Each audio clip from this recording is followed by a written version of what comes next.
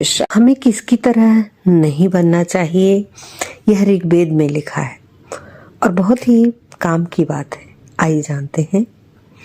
हमें उल्लू, शुशुलुक, स्वान, कोक, सुपड़, गिद्ध की भांति नहीं बनना चाहिए। उल्लू को या तो शुशुलुक या तो उत्कोक या तुम सुपर्ण या तुम उत्तगृद्ध या तुम दृश्यदेव प्रवीण रक्षेंद्र। ऋग्वेद 7:104-6। हे मानव, तुम मनुष्य हो, इसलिए अपने अंदर पशुवत वृत्तियों का परित्याग करो, तभी परमेश्वर तुम्हारी रक्षा करेंगे। पशुवत वृत्तियां इस प्रकार हैं, आइए जानते हैं कौन कौन सी हैं। पशुवत वृत्तियां।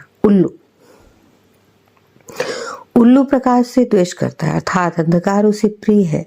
इसीलिए उल्लू की प्रवृत्ति को छोड़कर हे मानव, तमसो मा ज्योतिर्गमय, तुम अंधकार से प्रकाश की ओर चलो, अर्थात अकर्मण्यता और अज्ञानता का परित्याग करके पराक्रम, बुद्धि, विवेक और ज्ञान का अनुसरण करो। शुशुलुक भेड़िया छल कपट और द्वेष के द्वारा हिंसक भाव रखता है, तुम इस मार्ग का परित्याग करो। हे मानव, तुम किसी से द्वेष मत करो, क्योंकि परस्पर द्वेष करने वालों का सर्वनाश होता है। स्वान यानी कुत्ता अपनी ही जाति एवं समुदाय से बैर भाव रखता है।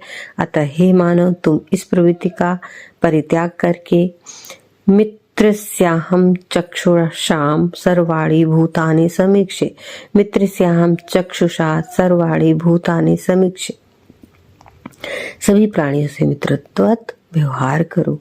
कोक, हे मानव, तुम कोक की तरह अत्यधिक कामी न बनो, क्योंकि ब्रह्मचर्येण तपसा देव मृत्युम पाग्नत, इंद्रो ही ब्रह्मचर्येण देवेभ्यः स्वरा भरत।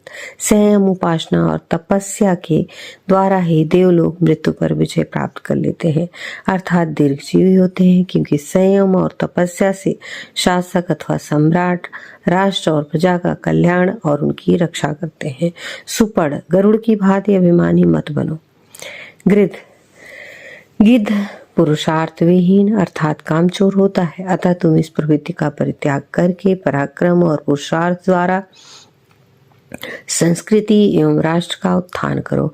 आलस्यम ही मनुष्याणाम शरीरस्थो महान रिपु नास्त्युद्ध मसमो बंधु कृत्वा यम नावसीदति, अर्थात मनुष्यों के शरीर में रहने वाला आलस्य ही उसका सबसे बड़ा शत्रु होता है, तो आलस्य का परित्याग करना चाहिए। बुद्धि, विवेक, पूर्ण परिश्रम के